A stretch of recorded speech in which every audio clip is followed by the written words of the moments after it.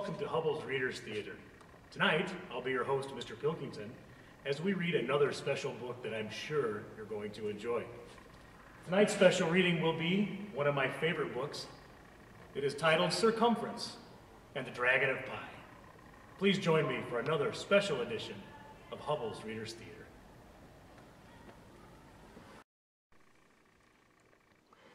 SirCumference and the Dragon of Pie, a math adventure.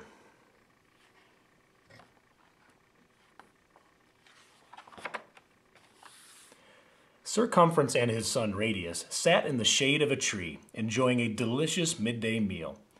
Partway through the lunch, SirCumference grabbed his stomach and doubled over in pain. "Oh, my belly," he wailed. "It feels like fire. Radius, run to the castle, find the good doctor, and get me a cure." Radius ran to the castle and up a winding staircase to the doctor's workroom. The doctor was out. Radius entered the mysterious place full of plants and potions. "What shall I do?" he wondered. "Father is in great pain. I've got to bring him something." Radius looked at several bottles. He murmured. "This says fire belly.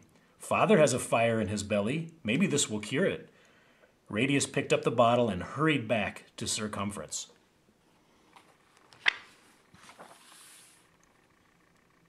The knight gratefully took the bottle and gulped the liquid down. Kaboom! SirCumference disappeared, and a dragon now sat on the grass. "Ah!" screamed Radius. "Where's my father?"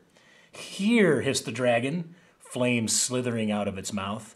"Help me," it pleaded, and belched puffs of smoke into the sky. "I feel beastly." Its arms pedaled wildly as its tail thrashed back and forth. "Don't worry, Father. I'll get help," Radius called over his shoulder as he ran back toward the castle. The guards on watch had also seen the big explosion. When the smoke cleared, they saw the dragon and alerted everyone in the castle to the danger. Plans were made. Messengers were sent across the countryside to ask nearby knights to come and vanquish the fire-breathing beast.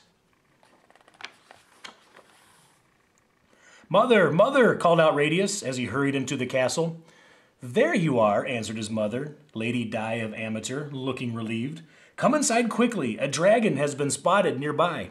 "I know," Radius answered. "It's Father." Radius told his mother what had happened. "We must find another potion that will change your father back into himself. I'll go look for the doctor," she said. "We don't have much time. The knights plan to slay the dragon tomorrow morning." Radius ran back to the doctor's workroom. He looked at drawings and notes. He peeked inside boxes and bags. He searched through book after book. Finally, he spotted a curious-looking container with a set of spoons and a poem. It might be the cure. The circle's measure. Measure the middle and circle around. Divide so a number can be found. Every circle, great and small. The number is the same for all. It's also the dose, so be clever, or a dragon he will stay forever. Measure the middle and circle around, thought Radius. I'll bet Geo of Metri can help. Carpenters measure things every day. Geo was with his brother Sim when Radius arrived at their workshop. They were looking at a wheel Sim had made. "No matter where you look around the circle, the spokes go across the middle and cut the circle exactly in half," Sim said. "Such a lovely design," complimented Geo. When Radius heard across the middle and around the circle, he had an idea. He needed to go back and reread the poem. "Goodbye," he called as he rushed out.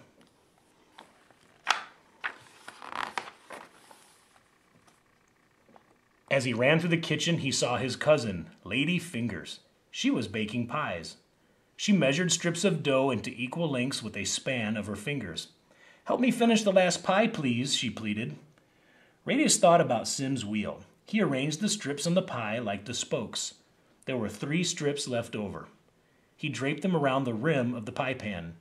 1, 2, 3 strips go almost all the way around the edge. "Pinky, may I have a little more dough?" asked Radius. Pinky was Lady Fingers' nickname. Lady Fingers handed him another strip of dough. Radius folded it in half, but half was longer than he needed. He folded it in quarters, but even a quarter of the piece was too long. He folded it in eighths, and an eighth was almost right. Almost, but not exactly. "Pinky, I've got to get going," said Radius. "Farewell." Radius knew the magic number was more than 3, but exactly how much more did it take to make a whole circle?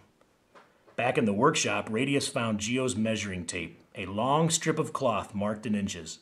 He measured 49 inches across the middle of a wheel and 154 inches around the outside edge. 154 divided by 49 is 3 1/7, he figured out.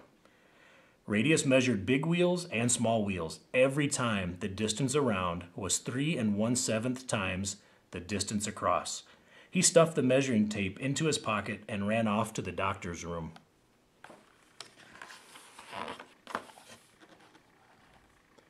As Radius ran around a corner, he saw his mother coming toward him. "There you are," Lady Di cried. "I cannot find the doctor anywhere. What are we going to do?" "It's all right, Mother. I know what to do." He showed her how he figured out the magic number. He measured an onion slice, a basket, a bowl, and a round cheese. Lady Di drew some diagrams to show the measurements. "This makes sense," she said. "Good work. I'll go and tell your father while you get the medicine. Don't forget, we have only until morning." Radius went back to the doctor's workroom to get the medicine.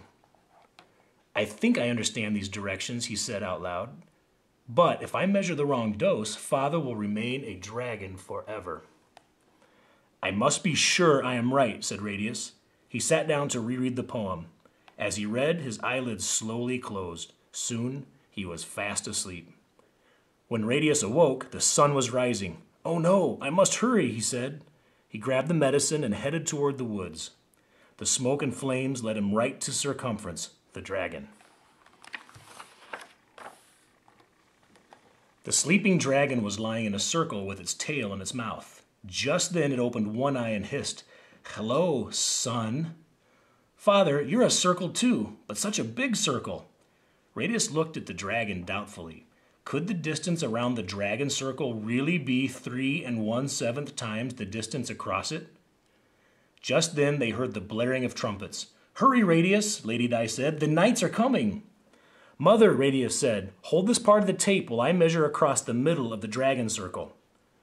Circumference cried out, "Why are you measuring my diameter?" As he spoke, his fiery breath burned the measuring tape so that Radius could barely read the numbers. It looked like 7 feet, but was it? Together, Radius and Lady Di measured 22 feet around the outside of the dragon circle. Circumference whimpered, "Must you measure my circumference now?" Radius quickly divided 22 by 7. The circumference of the circle divided by the diameter was 3 1/7. Now the knights were surrounding them with swords drawn. "Radius, Lady Di, we've come to save you," they shouted. It was now or dragon forever. Radius gave the creature 3 1/7 spoonfuls.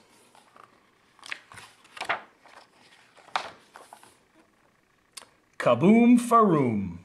A big explosion shook the forest. When the smoke cleared, a hardy human Circumference stood in their midst. Circumference leaned over and hugged his son. "Thank you, Radius. But how did you do it?" Radius explained about the pie and the measurements.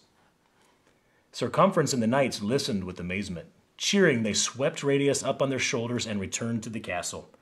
"Pies! Let's eat some pies!" shouted Circumference. "Radius saved my life because of a pie."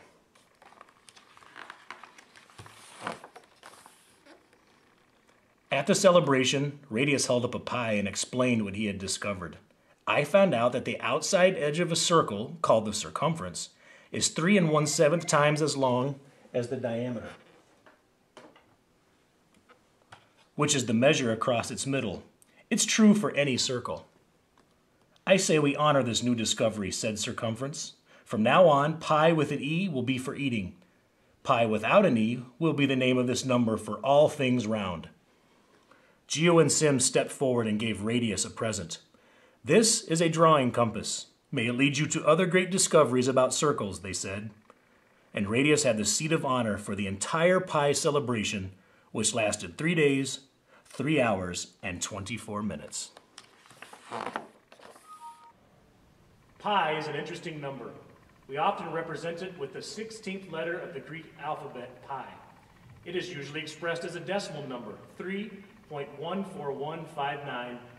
The part to the right of the decimal point is about a seventh. The end. Thank you for joining me for this evening's presentation of Hubble Readers Theater, and happy Pi Day to everyone. Good night.